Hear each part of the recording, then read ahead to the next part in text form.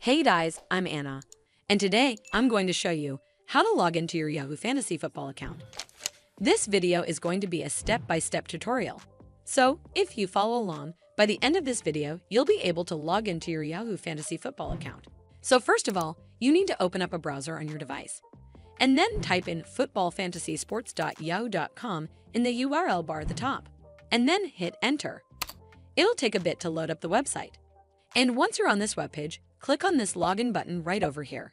It'll then take you to this login page. Over here, you simply need to enter in your Yahoo Fantasy Football account login credentials. As you might already know, that passwords are case sensitive, so make sure that your caps lock key is turned off.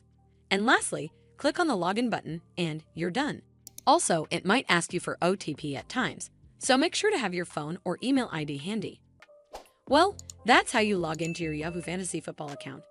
I hope you found this video helpful, and if you did, make sure you give it a thumbs up to see more videos like this, and don't forget to hit that subscribe button. We'll see you in the next one.